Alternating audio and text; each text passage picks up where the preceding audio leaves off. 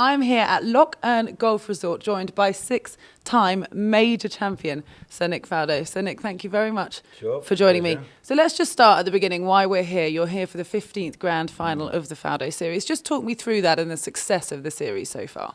Yeah, briefly, I started 15 years ago a way of encouraging youngsters or giving them a chance to gain some experience from different areas, not necessarily just playing golf, trying to bring a little bit of the outside world in. And in early days, we started really we brought the tour van for them to check their equipment. You know, the poor kids didn't understand anything about loft and lie. They all had a bag of 5 irons, and you know, all his clubs were the same. So things like that, rules, etiquette, that sort of thing. And as the time has gone on, we've now obviously brought in different areas, right from even nutrition, the mental side, the physical side, understanding all those sort of things. Had a team Faldo.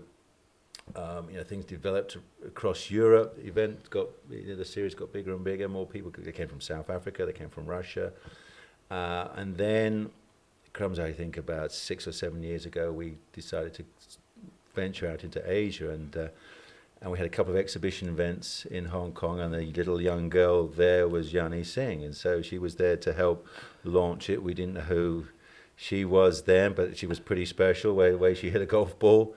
And you see what's happened to R&A now over the last 5 years, quite incredible. And then similarly, this side, so the series expanded, and as I said, I had a team foul, and in Britain, Europe, had a young kid called Rory Mcilroy came along. I've known Rory since he was 12. Came on a couple of my team Faldos to California a couple of times, to Brocket Hall in England, to Ballylithyn. And so I've been kind of in touch with his career, and yeah, we had a nice treat here. So again, bottom line, we're here at Loch Earn, which is where I've had my series final here in Europe, or our world final. We have an Asia final in Mission Hills, China. That happens in March. We have our other finals in the summer of Ireland in September. So yeah, it's going great. We play 35 events in 25 different countries.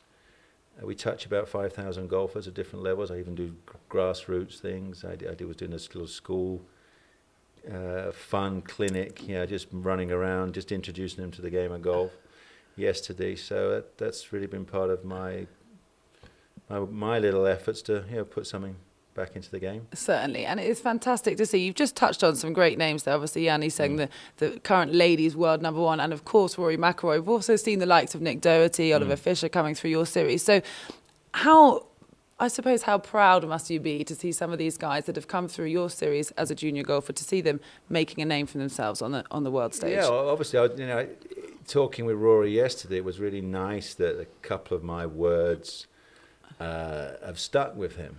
I mean, they're as simple as don't, I mean, you can't say to yourself, don't hit it in the trees right, because what do you see? You see the ball go in the trees right.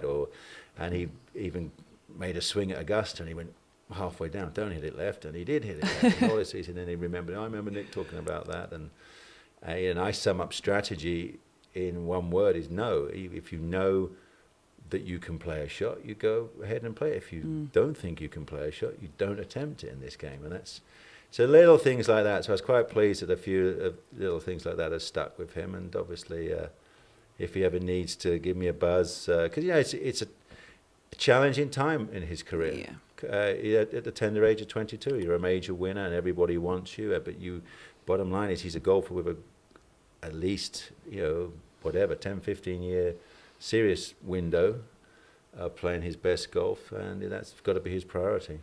Certainly does. Now, you just touched on an aspect of the game there that I want to ask you quickly about, the mentality of this game and the thoughts that go through your head when you step over a golf ball. Colin Montgomery said in the past, you have to be thinking positively when you hit it. You've got to be thinking it's going to go and you want it to go, because as soon as negative thoughts creep into your head, it's almost game over. Well, I call it, you can think positively, but you've got to see it. I'm more a visualization guy.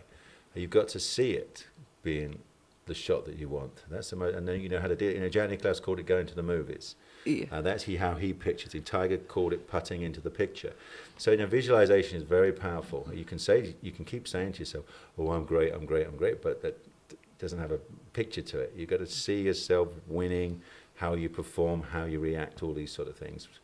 And you have to learn to do that step by step, shot by shot. So it is a very powerful part of golf, or any sport, or life. So yes, I've always, as you probably hear me on television as well, harping on about visualization. I know because I do clinics for corporate and for club golfers, and I have fun with them because the great word "don't," and they think they're being very positive when they say, you know what, I'm not going to hit it in the trees today. And what have you just seen? The ball go, I'm not going to. Or my funny, they drive all the way to the golf club for 30 minutes, and they go, do you know, if Bob's at the first tee, I always top it in the pond every time Bob's there. Keep your mic. And they've just rehearsed, for 30 minutes, or 30 years, as I say with some people. They rehearse negativity, and they don't realise. So it's very powerful. And you're right, you've got it as a goal. But the other, at our level, it's self-belief. That's the bit. You've got to have 100% self-belief, which some people would think, oh, that's overconfident, or you're obnoxious, and all these sort of things. Arrogant. But you have to have real, genuine 100% self-belief, because that gets chipped. And once that little fella on your shoulder, starts questioning what you're doing, then it gets harder and harder, this game. Exactly. And of course, seeing McIlroy come back from that Masters demise to win the US Open was a fantastic example. Now, let me just move on. Just while we're still on the junior side of things, what is that then the key bit, or what is the key bit of advice that you would give to junior golfers just starting out in the game today? Well, juniors got to take an awful lot in. They are, I would say, blessed right now, because there's way more knowledge, and it's what we would call proper knowledge. Back in my day, we were still guessing. People say you can't lift weights because you'll make yourself strong. Bottom line is a blueprint now. I mean, if you want to train as a golfer, there has been proper studies, on tour from hospitals, whatever, how to train as a golfer. Obviously, there's a mental side. People know, there's plenty of great sports psychologists. It's now okay to have sports psychology. I used a guy back in 1982, and you had to keep it quiet. They thought, well, you've gone loco if you start saying I've got a psychologist in some sense. I took some advice way back then. This was all the areas. So I call it like there's a blueprint of how to become a good. So if you've got this at 15, that's why I think there's going to be so many good golfers coming. So many countries that do it. Australia has a very good junior program. There's Sports Institute, things like that. So these kids have good, or the right information, let's call it that now. No guessing. And if you want to, and it's purely down to commitment, dedication, and willpower, all those sort of things, because there's probably thousands of kids in the world doing good stuff. You might survive on talent for a while, but you've got to believe, well, if I'm just a talented kid just going playing that way, and I've got to compete against hundreds of guys who are kind of churning it out, good luck to you.